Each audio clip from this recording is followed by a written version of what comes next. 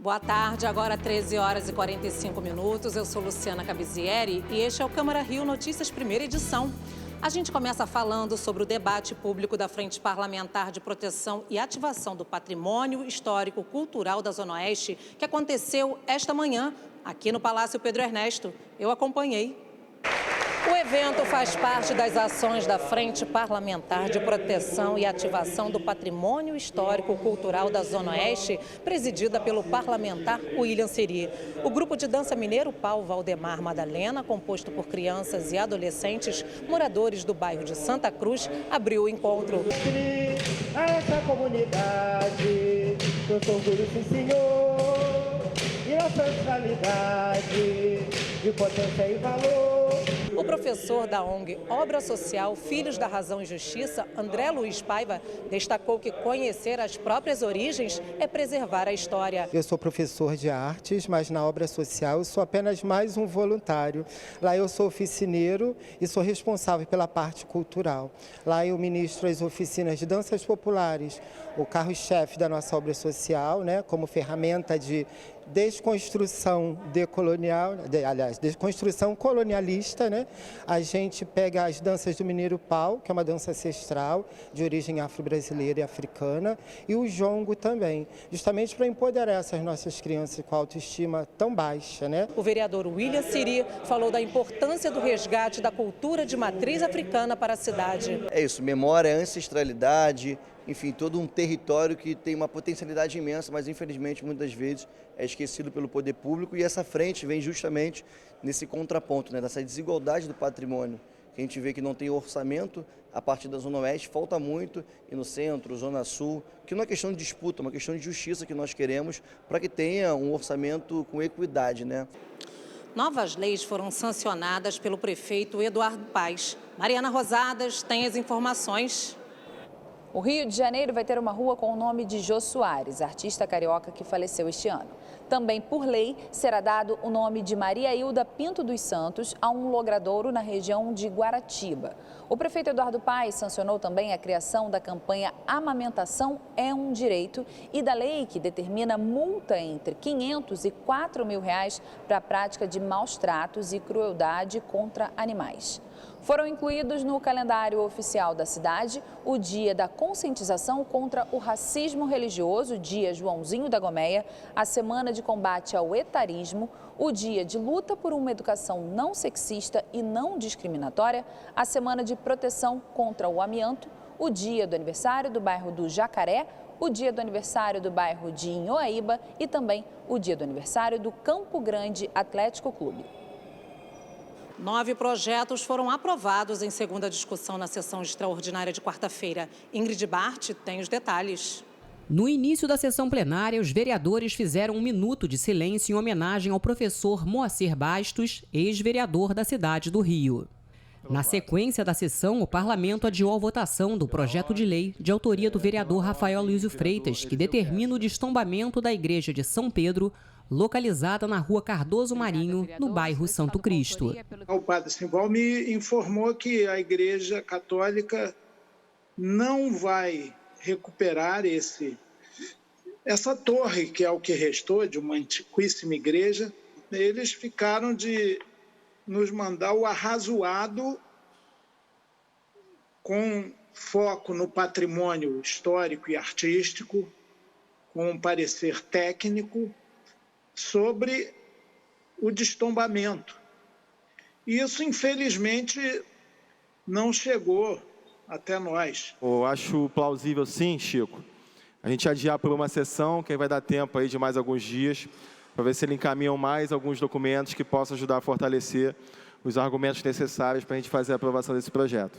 Os vereadores aprovaram 9 projetos de lei em segunda discussão.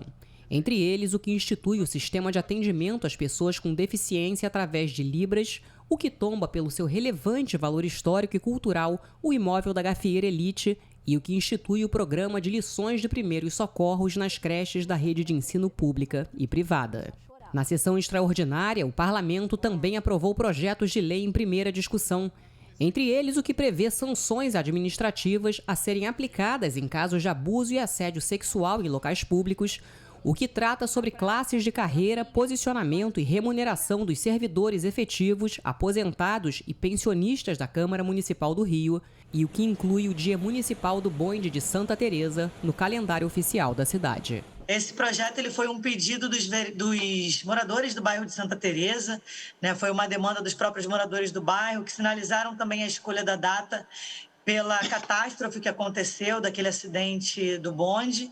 Então, esse projeto é fruto desse atendimento aí, da solicitação dos moradores. Para discutir outros projetos, o parlamento realizou mais uma sessão extraordinária. Sérgio Costa acompanhou. Na pauta da sessão extraordinária, 10 projetos de lei foram analisados pelos vereadores. 2 deles em segunda discussão e 8 em primeira discussão.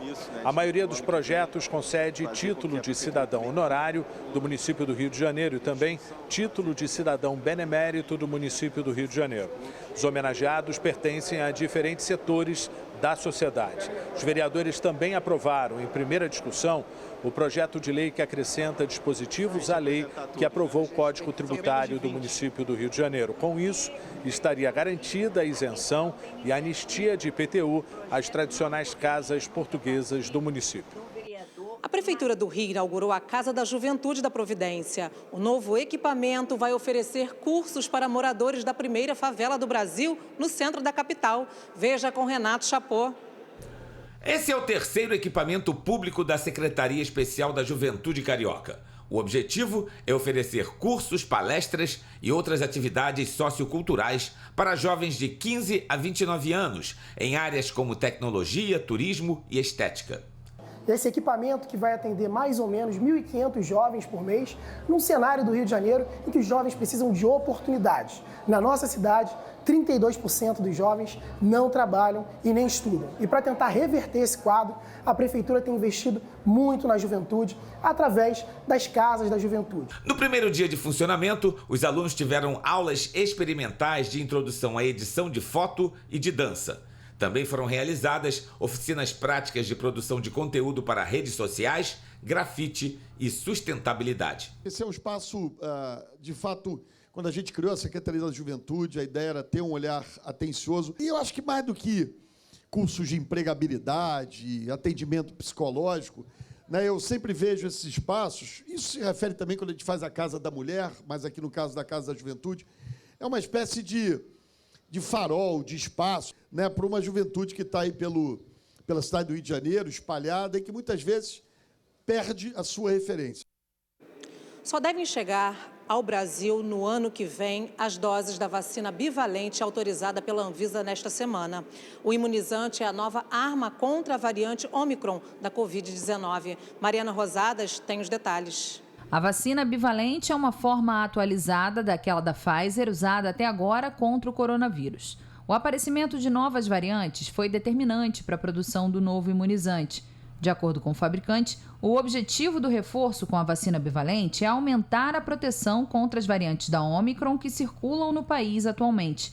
As duas vacinas que serão usadas no Brasil são a bivalente BA1, que protege contra a variante original e também contra a variante Ômicron BA1, e a bivalente BA4-BA5, que protege contra a variante original e também contra as variantes Ômicron, BA4 e BA5. Os estudos demonstraram que ao associarmos na vacina já utilizada um componente da Ômicron, há uma melhora na proteção, quer seja para as formas graves da doença, que a gente já tem uma boa proteção com as vacinas atuais, isso aumenta ainda mais um pouco, mas especialmente também para as formas leves da doença, onde as vacinas atuais já não atuam de maneira desejada. De acordo com o Programa Nacional de Imunizações, 69 milhões de pessoas no país estão em atraso com a primeira dose complementar.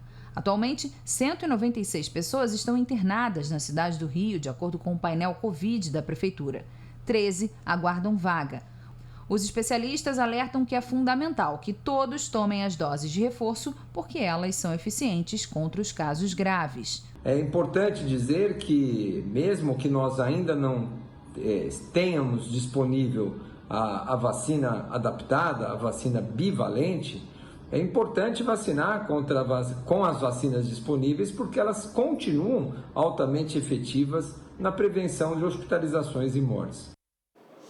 E eu me despeço de vocês. Outras informações em Câmara.rio, nas nossas redes sociais em @CâmaraRio, logo mais às 19h40 na segunda edição do Câmara Rio Notícias. Obrigada pela companhia e um ótimo fim de semana.